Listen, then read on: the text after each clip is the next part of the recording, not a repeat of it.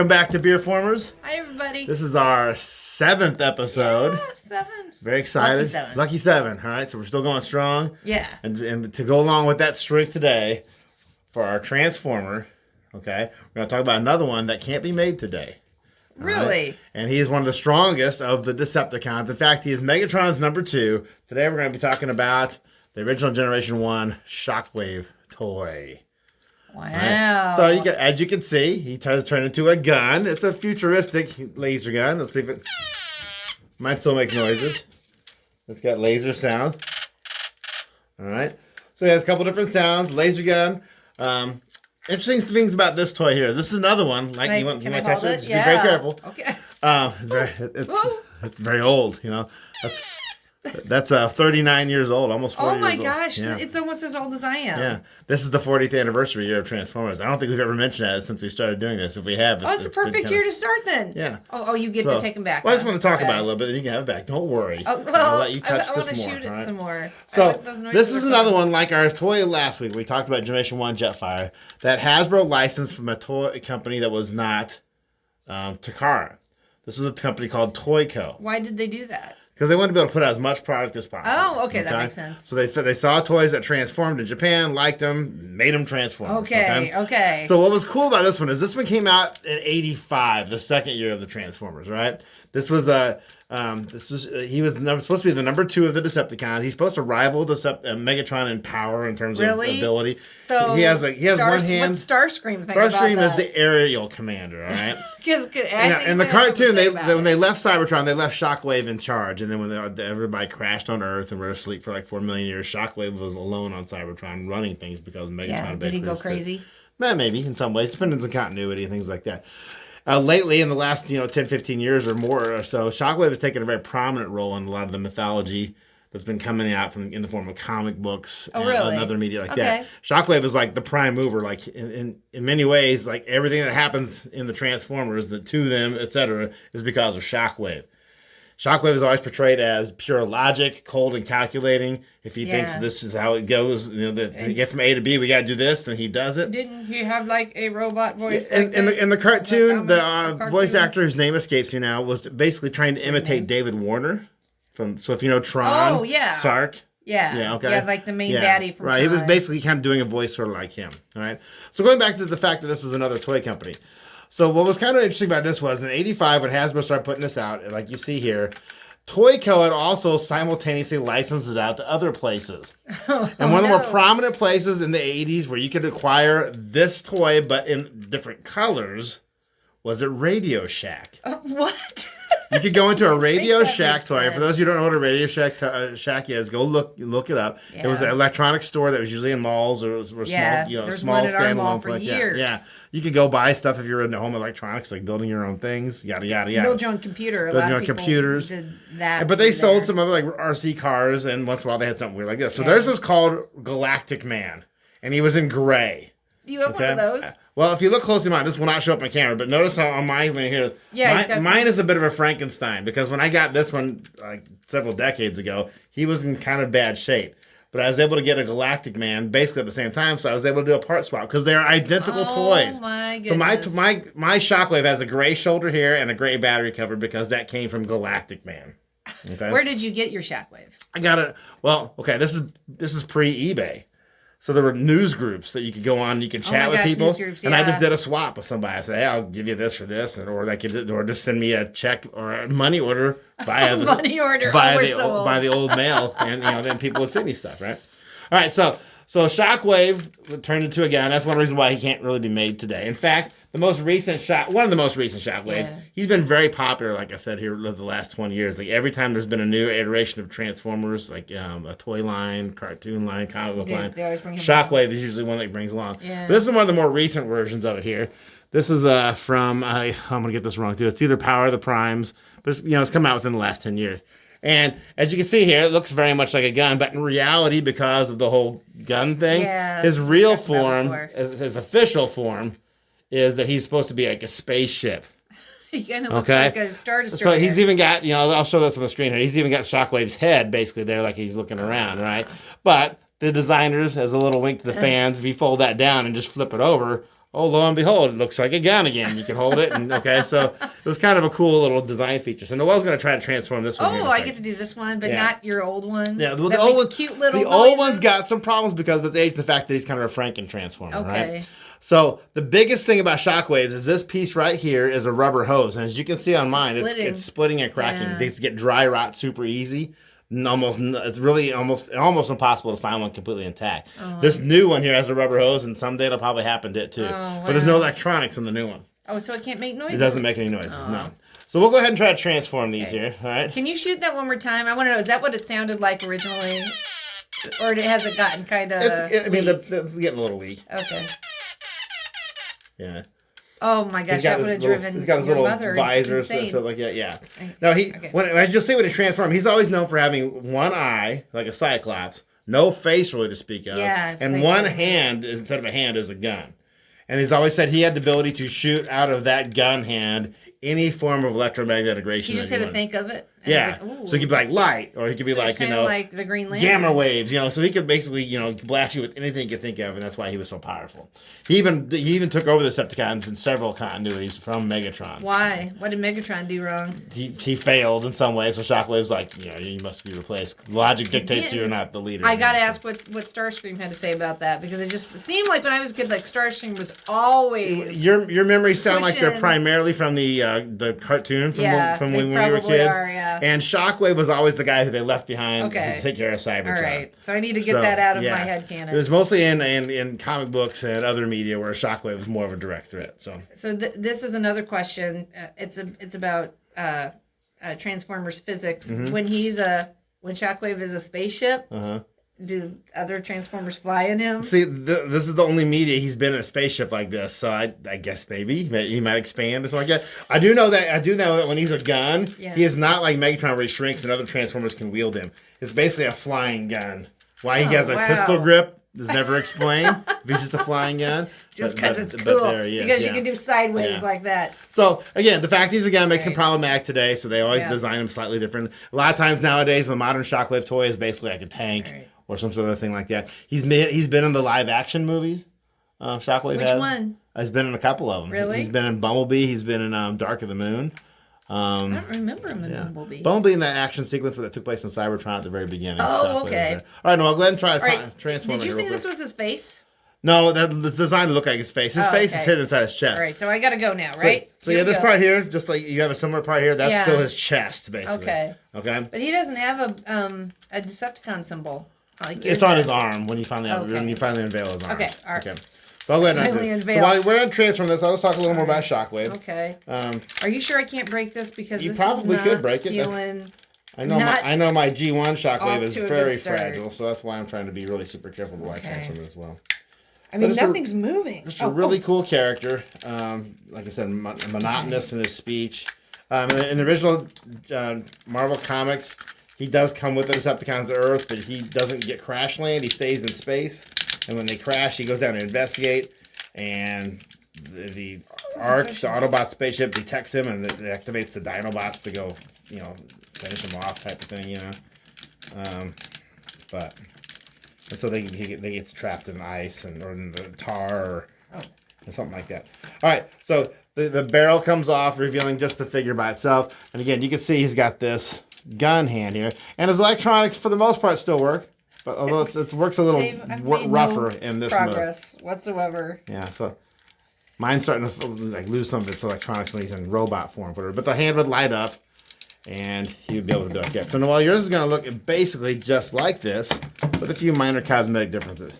Well, okay, so nothing's coming apart. Like, these feet look like they should come apart, but I can't get them apart. I've spun his legs. Yeah. This is moving, but I can't figure out... You can detach the hose from the front end. Yeah. Like from here? Yeah, just twist it and it'll eventually come out.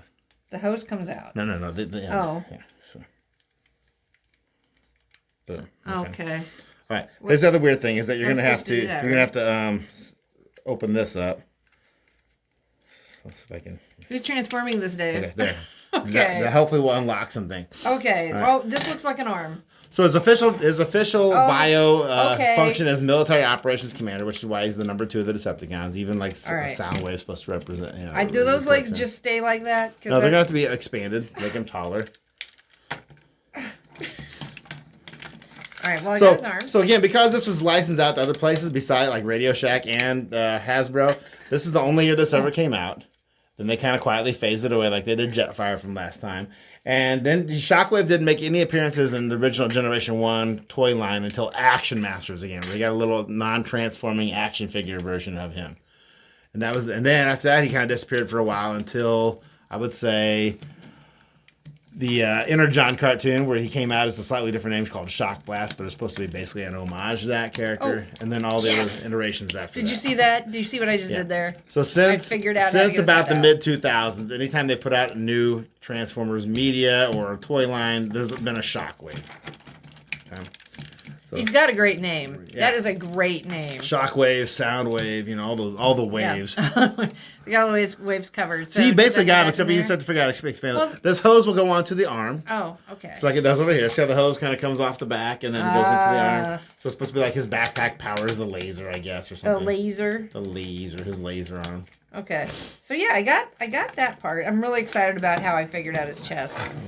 But this is just, these legs got to snap apart, right? Why are they so stuck? They're just kind of... Okay, so I get so nervous. And they're going to kind of come out and then down. Yeah, look at that. Yeah, check that out. Out and down. Yeah. Okay, that's cool. And you kind of lock them in place, and then you'll fold those other halves around to kind of seal off the legs and kind of finish them off there. Well, okay. All right, so that's a knee, right? No. You basically have it. You're thinking that it's not supposed to be that way, but it is. Let me just show you one here, right? So you pull this out and you just kind of snap it in place. Okay. And then you said that comes around like that. Yeah. Okay. Oh, I got it. Yeah. Oh, I feel so much better now. That is a cool toy. Mm-hmm. All right, that's it. All right, let's see what time it is. All right, so the old Shockwave and the new Shockwave. These older ones, these newer ones, I should say, are just so well designed. By and large, they're just more complicated. I would have gladly let you have tried the quote unquote easier one. Yeah, but it wouldn't have been a good video to people like watch you struggle a little bit. And it's just And if I snapped his leg off, and it's not that I don't trust you. It's not like you're like Noel smash and break toys, but they're getting old. The plastic's getting fragile and stuff like that. So I'd rather, if it breaks, I'd rather it be me than you. So here's the original Shockwave. It's in good shape, Here's one of the more recent Shockwaves. This one also, I didn't get all the parts out for it because they're not really talking about this toy, but this one came with some additional parts to make him bigger, make him taller, and give him extra arms and stuff. That's pretty cool. So we did it. We talked it with Generation 1 Shockwave. Willie here. Yeah, Willie. Yeah. Look at also known as Galactic Man if you bought him at Radio Shack. Again, the only thing different was he was a flat gray color, and that's it. It's the exact same stinking toy. I just want to point something out. If you were a kid in the 80s, and here's the other last thing before we do our beer. If you bought him at Radio Shack, usually he was cheaper. So if you just wanted the toy and didn't care what it looked like, paint it. You could either paint it or just slap a Decepticon sticker from another toy onto it, and you just got like urban camo Shockwave or something being all gray or something. Are those Radio Shack Galaxy Man's? I've not priced them in a long time. Yeah, I'm sure they are. Just like anything else from that time. Yeah, but yeah. Hey, if you have one, let us know in the comments. That would be fun to put a picture of it, and that'd be cool to see. Yeah. So it's exactly the same thing as this, just not purple, just a dark gray. Just a dark gray. That's I know you said it's getting old, but you've taken really good care of it because the sticker's in good shape. Mm. The plastic still looks like it's in really good shape. But he's getting a little hard to even stand. Yeah, but he's the little he's joints very wobbly. Form his knees are kind of like that. So Generation 1 Shockwave toy, and again, they still making Shockwaves to this day, but almost never a gun because the obvious reasons. So let's celebrate. Let's do it, and I think it would be fun today since we have done one of the oldest Transformers in your collection. I want to talk today about one of the relatively newer breweries in St. Louis. One that we kind of just discovered recently because, we're not like super beer trendy, I wish we were, but this place is pretty new to us. But I'm going to go grab the beers. The brewery is called Modern Brewery.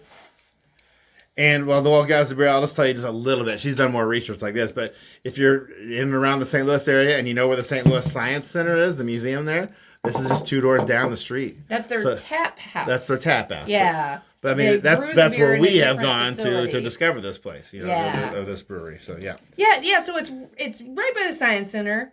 You see it right off of 64. It's a great space. But Modern Brewery itself was founded in 2014 by 2 guys. Okay, their names were Beamer Isley and Ronnie Fink, and these guys grew up in St. Louis. And they got legit beer credentials. They are graduates of the Master Brewing Program at UC Davis. And Beamer, even, he went to Harvard and created his own independent study course on brewing. They just love beer. They also, both of these guys have at various times interned or worked for some really good breweries like Deschutes and what else have they? Schlafly. There's a couple places out in Boston they've been part of, but you get to go to Ivy League and study beer. I know, it's like the best of all worlds, right? You Ivy Leaguers. Some people just have it all. Anyway, so back in 2014, they brewed what they burst onto the scene with their flagship beer. It is an American citrus hopped IPA called Citropolis, and it is an extremely popular beer in St. Louis, and it really helped them make their mark. But since then, I would say that they have become one of the most versatile breweries in St. Louis because they are always experimenting with different hop combinations and different ingredients, and they're always sourcing their stuff local. And they have a new master brewer now. I'm looking at my notes to see what his name is. His name is Brian Harmon. And like I said, the beer is packaged and produced off-site, but you can go to this beautiful tap room, and they always have a rotating selection of beers there. Their menu includes IPAs, stouts, lagers, wheats, porters, barrel-aged things. It's always something different. And there's food there, although when we went there, we've been there once, we didn't. It was at a time when we just weren't hungry, so we didn't partake of the food. Right. They have the menu looked good. Oh yeah, it's a full menu. The restaurant is called King's Oak Kitchen. Oh. Exactly. And they also have wine and spirits and signature cocktails where they brought in a mixologist from New York to create them. So there's something for everybody's tastes, and it's child-friendly, and their patio is dog-friendly. They have communal seating inside and a patio outside, but man, you could go, hang out with your kids at the Science Center and then come over and cool off with a couple of ice-cold beers, and everybody would have something that they'd like to eat on the menu. It's a really cool space. The beers we had when we went there were good. Now, they don't do growlers, but you can bring home 4-packs. They sell them at the tap room. And they're also, you can pick them up all over St. Louis. They're distributed at Schnucks and Friar Tuck's and the Wine and Cheese Shop. So you should be able to find Modern Brewery beer wherever you look. And so what we're going to try now is one that Dave brought home a couple weeks ago. It's the King's Oak Pils. So I'll put the close-up of the can on the screen, but that's what it is. It's kind of like it got fleur-de-lis on it, so it's kind of like a classic, almost like French style, Baroque period French, And this is what they say about it. I got this off of their website. It's a German-style Pilsner. It was made to honor the small neighborhood where they started brewing. So, it's very light. Yeah. It's not dark in color at all. It's not a light. It's not a light beer, but but there it is. We'll hold it up and let's see. But beautiful can. Slightly hazy, but just barrel. So good carbonation. So cheers. Cheers. Good job transforming the more modern Shockwave. Well, and now I chose that again because even though it's a different toy instead of the original, he still has a very almost similar, transformation scheme. So I thought you could be able to do that. That is really good. That is good. It's it's got a nice sweetness to it. It's got a bite, a little bit of pepper. Mm-hmm. But it's fresh. It's very fresh tasting too. This would be a great beer to have after you've been over at the Science Center running around, with your kids and like they said, that German style. So it's got that little bit of what we call skunk at the end. But good German skunk. Yeah. Reiskebab. So If you haven't had their Citropolis, I'd say try to find that. That's what they're known for. But if you have a chance, go to that tap room and try them out. You will not be disappointed. And come hungry, too. I wish we had the first time. We will be back.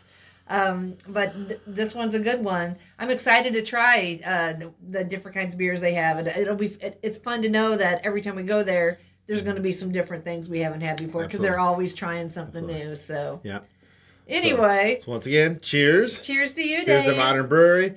Here's to Shockwave. Here's a Shockwave. Quite possibly the most powerful Decepticon because he has, he's taken over from Megatron several times. Yeah, that's something. Good job with that. Thank you. As we always say on here, if you'd like to know anything more about any Transformer, drop us a line. If you'd like to know more about beer, let us know online. Yeah, beer or spirits too. If you have a suggestion you'd like to see, let us know. We're also like to say, make sure you're drinking responsibly and playing responsibly.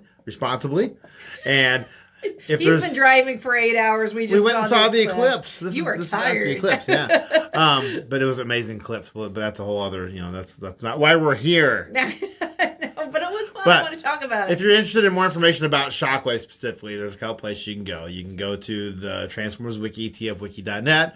Again, there's a guy named Chris McFeely on YouTube who's got a series called The Basics on. He's got one on Shockwave where you'll learn about the original toy and all the other versions of Shockwave as well, if you're interested in all that. So check those out if you would.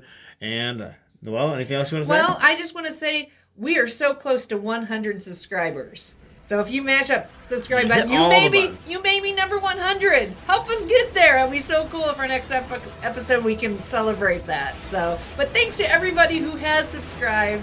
We're having so much fun doing this, and we hope that you learn a little bit of something about some fun toys. Maybe learn about a brewery or a beer you haven't heard about yet, and go out and try it. Just enjoy what life has to offer wherever you are. So once again, thanks for watching. Here's to BeerFormers. And it meets the ride. Woo!